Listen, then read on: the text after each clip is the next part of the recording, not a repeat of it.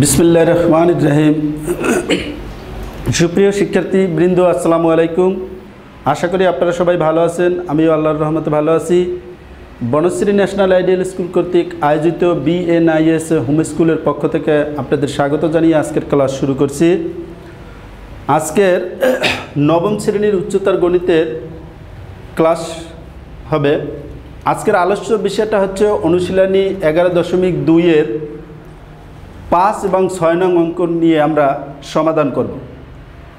এখন 5 নম্বর অঙ্কে কি বলা আছে একটু দেখি আমরা সবাই। দেখাও যে এ বি অর্থাৎ এর মান, বি এর মান, সি এর মান এবং ডি এর বিন্দুগুলো একটি আয়তক্ষেত্রের 4টি শীর্ষ কর্ণদ্বয়ের দৈর্ঘ্য এবং আয়তটির ক্ষেত্রফল নির্ণয় করো। এটা হলো 5 নম্বর। এবার 6 নম্বর দেখেন, তিনটির বিন্দুর স্থানাঙ্ক যথাক্রমে এ, বি এবং সি। এরপরে আছে কি দেখেন, এবি সমান বিসি হলে এর সম্ভাব্য মানসমূহ নির্ণয় করো। আর এর মানের সাহায্যে যে ত্রিভুজ গঠিত হয় এর ক্ষেত্রফল নির্ণয় করো। এখন দেখেন, এই দুইটা অঙ্ক করার জন্য যে সূত্রগুলো আমাদের প্রয়োজন সেগুলো আমি লিখে নিয়েছি। আসেন আমরা এখানে একটু শেখার চেষ্টা রাখি। তো আমাদের আয়তর ক্ষেত্রফলের মানে আয়তর সূত্রটা হচ্ছে কি, আয়তক্ষেত্রের সূত্র হচ্ছে যে আয়তক্ষেত্রের বিপরীত বাহু ও কর্ণদ্বয় কি হয়, সমান হয়। এবং আবার দুইটা বিন্দুর মধ্যবর্তী দূরত্ব কিভাবে নির্ণয় করে, √(x2 - x1 whole square plus y2 - y1 whole square. এটা আর এখানে একক লিখে দিতে পারি আমরা। এরপরে 6 নং অঙ্ক করাতে হলে আমাদের যে ত্রিভুজের ক্ষেত্রফল বের করার জন্য half into x1 x2 x3 x1 y1 y2 y3 y1 বর্গ একক। অর্থাৎ 11.2-এর মেইন বইতে দেখবেন যে এই সূত্রগুলো আছে। আসেন আমরা এখন 5 নং সমাধান করব। 5 নংয়ে কি আছে, এই তো প্রশ্ন।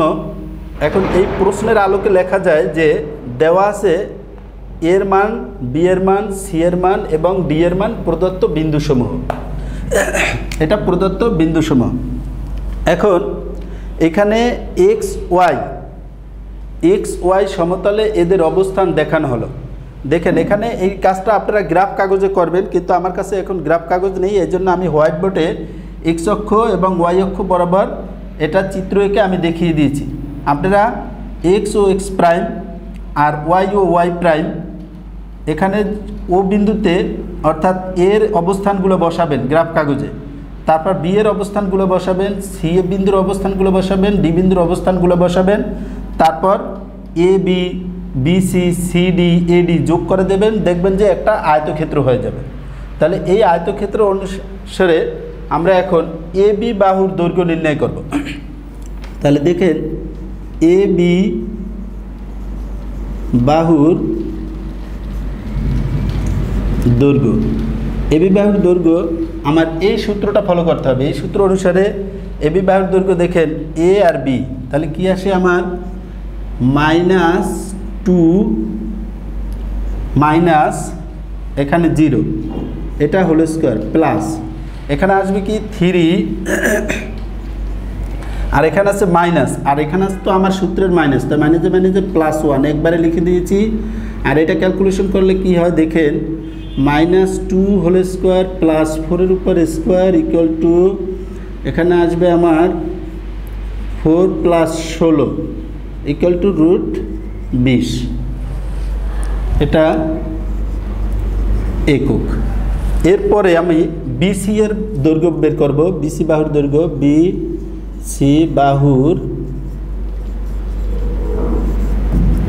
বিসি বাহুর দৈর্ঘ্য একইভাবে আপনারা সবগুলো বের করতে পারেন। তাহলে 6 + 2 এখানে -2 আছে, এটাকে -2 হোল স্কয়ার প্লাস এখানে হবে কি আমার 7 - 3 এটা হোল স্কয়ার ইকুয়াল টু এখানে √8 হোল স্কয়ার প্লাস 4-এর উপর স্কয়ার ইকুয়াল টু √64 প্লাস 16, এটা হবে কত 80 যোগ করলে। এরপরে বিসি গেল, এরপরে সিডি, সিডি বাহুর দৈর্ঘ্য ইকুয়াল টু √, সিডি হিসাব করেন 8 - 6 হোল স্কোয়ার প্লাস 3 - 7, 3 - 7 এটা হোল স্কোয়ার ইকুয়াল টু কী হয় দেখেন, 2 এর উপর square plus -4 whole square equal to 4 + 16, -4 whole স্কোয়ারকে বর্গ করলে হবে কি +16 হবে ইকুয়াল টু 20 একক। এরপরে সিডি বাহু হয়ে গেল। এখন আমার এডি বাহু, এডি বাহুর দৈর্ঘ্য একই নিয়ম, এখানে এ এবং ডি, তাহলে 8 - 0 এটা হোল স্কোয়ার হবে প্লাস এখানে কি আছে 3 অর্থাৎ 3 +1 হবে, এটা হোল স্কোয়ার। ওকে, তারপরে এখানে 8 এর উপরে স্কোয়ার প্লাস 4 এর উপরে স্কোয়ার, এখানে কত আসে দেখেন, 8 এর উপরে স্কোয়ার হলো 64 প্লাস 16 ইকুয়াল টু 80, √80। এরপরে আমরা এটা হলো কি বাহুর দৈর্ঘ্য, এ বি বাহুর দৈর্ঘ্য, বিসি বাহুর দৈর্ঘ্য, সিডি বাহুর দৈর্ঘ্য, এডি বাহুর দৈর্ঘ্য। এখন আমরা কর্ণের দৈর্ঘ্য বের করব। এখন কর্ণ দেখেন এ সি আর বিডি কর্ণ, এখানে আমি এসি কর্ণ এইভাবে আসবে আর বিডি কর্ণ এই। এখন এসি কর্ণের দৈর্ঘ্য বের করি, এসি কর্ণের দৈর্ঘ্য, এসি কর্ণের দৈর্ঘ্য এ আর সি হিসাব করেন √6 - 0, 6 - 0 এটা হোল স্কোয়ার প্লাস 7 + 1 এটা whole square equal to root করলে কি আসে দেখেন, 6 এর উপর স্কোয়ার 8 এর উপর square equal to 36 + 64 equal to root করলে 100 ইকুয়াল টু 10 একক। 10 একক পেয়েছি আমরা। এখন একইভাবে বিডি কর্ণের দৈর্ঘ্য বের করব। বিডি কর্ণের √, কে বিডি, তাহলে 8 + 2 এটা হোল স্কোয়ার হবে plus 3 - 3 whole square, 3 - 3 whole square. তাহলে দেখেন এখানে 10 এর উপর স্কোয়ার আসে প্লাস 0 এর উপর স্কোয়ার, তার মানে 100 ইকুয়াল টু 10 একক। এখন সুতরাং দিয়ে লিখতে পারি কি আমরা, যে এ বি সি ডি আয়তক্ষেত্রের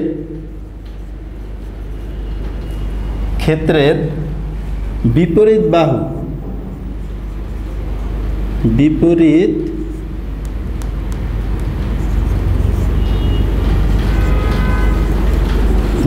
বাহু কি দেখেন, যে মানগুলো √20 এটা তাহলে এবি বাহু সমান কি হবে সিডি বাহু, এবং এটা কমা দেই। তারপর কি আছে এখানে বিসি বাহু সমান এডি বাহু, এবং কি হবে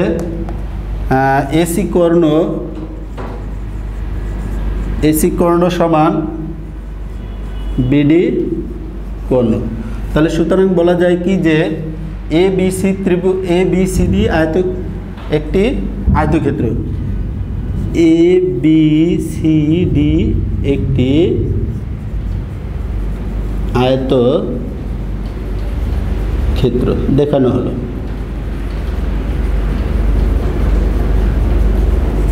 এরপরে আরেকটু আছে বাকি, দেখেন যে আয়তটির ক্ষেত্রফল নির্ণয় করতে বলছে। এখন আয়তক্ষেত্রের ক্ষেত্রফলের সূত্র আমরা জানি কি, দৈর্ঘ্য গুণ প্রস্থ, অর্থাৎ এই আয়তক্ষেত্রটির মধ্যে যেটা বেশি বা বড় বাহু সেটাকে বলা হবে দৈর্ঘ্য, আর যেটা ছোট বাহু এটাকে বলা হবে প্রস্থ। তাহলে আমরা জানি, লিখে দেন যে আয়তক্ষেত্রের ক্ষেত্রফল, তাহলে এখানে লিখি যে এ বি সি ডি আয়ত ক্ষেত্রের ক্ষেত্রফল কি হবে, এখানে এডি ইন্টু বিসি হবে, বা আপনি এবি ইন্টু এডি দিয়ে দিতে পারেন, এবি ইন্টু এডি। এখন এবি এর মান কত, √20 গুণ √80 গুণ করেন, এখানে √1600 হবে, ইকুয়াল টু এটা রুট করলে 40 কি হবে, বর্গ একক, এটা বর্গ একক। এটাও একটা আনসার। এখানে দেখেন এই যে এ বি সি ডি একটি আয়তক্ষেত্র, এটা দেখানো হলো। এ বি সি ডি আয়তক্ষেত্রের ক্ষেত্রফল বের করতে বলছে, এটাকে আমার রুট করলে 1600 আসবে, 1600কে রুট করলে 40 আসবে, 40 বর্গ একক, এটাই আনসার। এরপর আসেন, আশা করি আপনারা 5 নং অঙ্কটা খুব সুন্দরভাবেই বুঝতে পারবেন। এরপরে আমরা 6 নং অঙ্ক সমাধান করব। 6 নং অঙ্কে এটা মুছে নিই।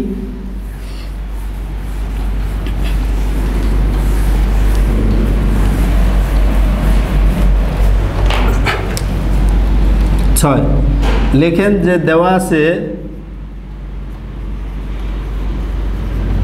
আছে এর এ বিন্দু, অর্থাৎ এ কত -2,1, বি 10,6 এবং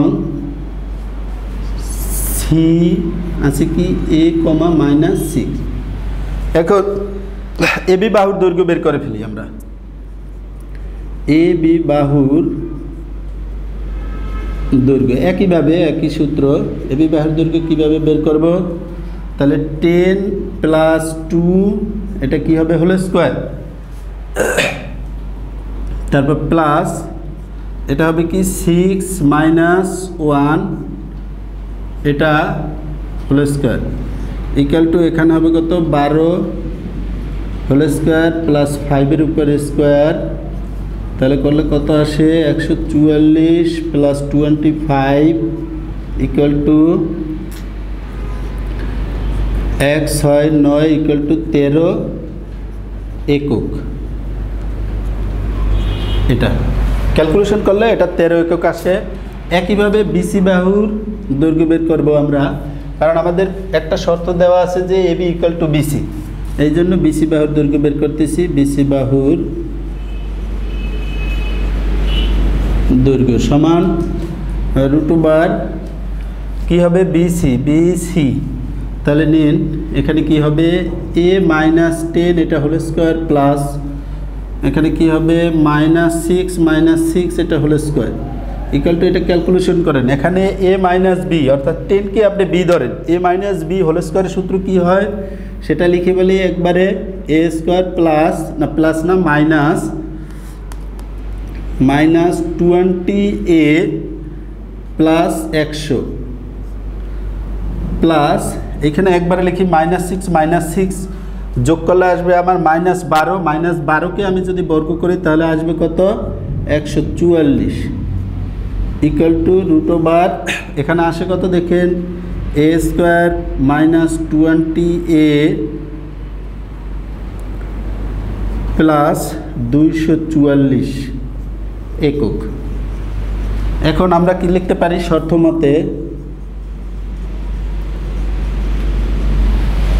মতে, এখানে আছে ab ইকুয়াল টু বিসি, লিখি দেই ab ইকুয়াল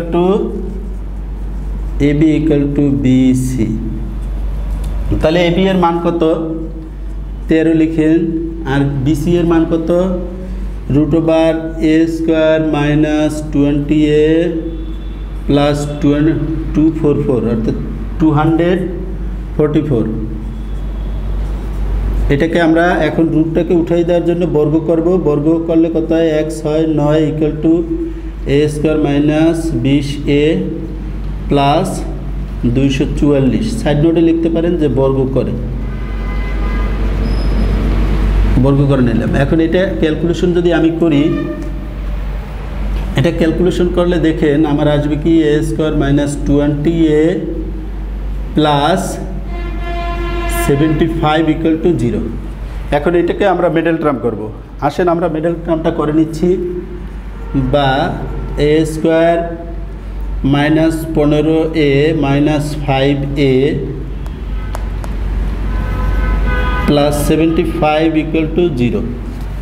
এখন এই দুইটা পদ থেকে আমি এ কমন নেই, এ কমন নিলে কি আসে এ মাইনাস 15 মাইনাস 5 কমন নিলে এ মাইনাস 15 ইকুয়াল টু 0, বা এ মাইনাস 15 ইন্টু এ মাইনাস 5। এখানে সুতরাং দিয়ে আপনি লিখতে পারেন এর মান কত, তাহলে 5 আর 15। তাহলে এর মান আমি দুইটা মান পেয়েছি, একটা পেয়েছি কত 5 আর একটা পেয়েছি কত 15। এখন এখানে প্রশ্নে লেখা আছে যে এর মানের সাহায্যে যে ত্রিভুজ গঠিত হয়, অর্থাৎ এই এ বি সি, সি এর যে মান আছে এ, এই এর মান বসিয়ে যে ত্রিভুজ মানে যে ত্রিভুজ গঠন করা হবে সেই ত্রিভুজের ক্ষেত্রফল বের করতে হবে। তাহলে লিখতে পারেন যে সুতরাং এ এর সম্ভাব্য মান 5 আর 15, এই একটা আনসার গেল, আর দুইটা আনসার হবে। আবার দিয়ে লিখি এ ইকুয়াল টু যখন 5 হবে, 5 হলে যে আমাদের বিন্দু তিনটি আছে, তিনটি বিন্দুর স্থানাঙ্ক, তিনটি বিন্দুর স্থানাঙ্ক যথাক্রমে এ হবে কি -2,1, আবার বি হবে কি 10,6 এবং সি হবে কি 5,-6। তাহলে এখানে এ বি সি ত্রিভুজের ক্ষেত্রফলটা হবে এ সি বি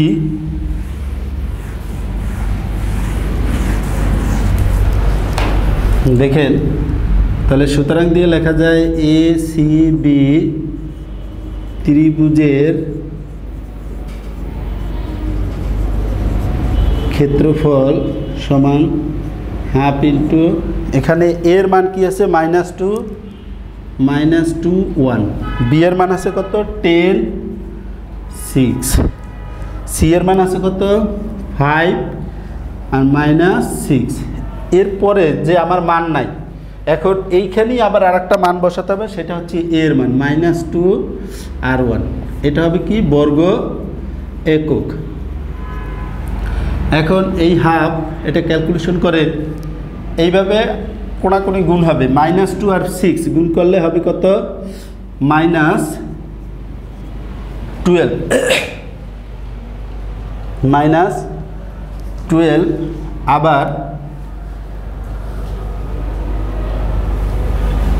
আবার এটা দেখেন এখানে হবে প্লাস মাইনাস, আর কি মাইনাস কত হবে 10, তারপর এটা গুণ হবে -60।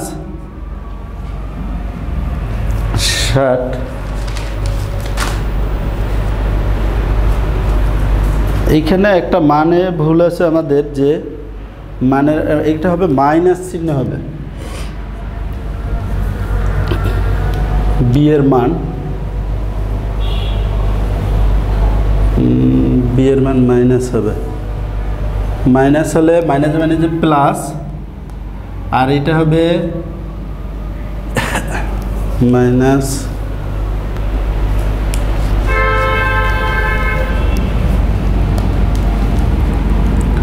এটা হবে -6, অর্থাৎ দেখি এখন এই +12 আর -10, আর এখানে হবে +30 30 আর এখানে হবে +5 আর মাইনাস মানে যে +12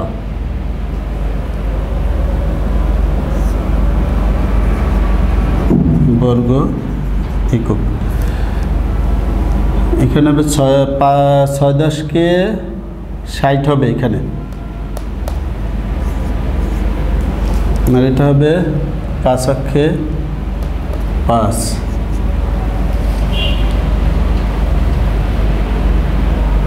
এখন দেখেন যোগ করে দিই আমরা, 90 আর 30 যোগ করলে কত আসে? 100।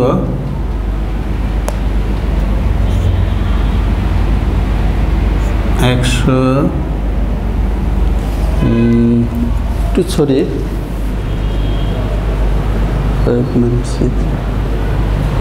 এখানে এটা ক্যালকুলেশন করলে আপনার 124 - 5 আসবে বর্গ একক ইকুয়াল টু, এটা ক্যালকুলেশন করলে 119/2 বর্গ একক।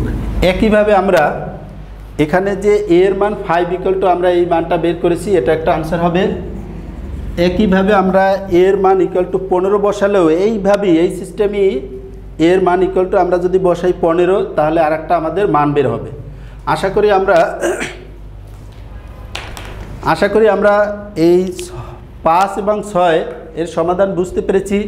এরপর আবার নতুন কোনো টপিক নিয়ে আগামী ক্লাসে দেখা হবে। সে পর্যন্ত সবাই ভালো থাকবেন, কথা হবে। আসসালামু আলাইকুম।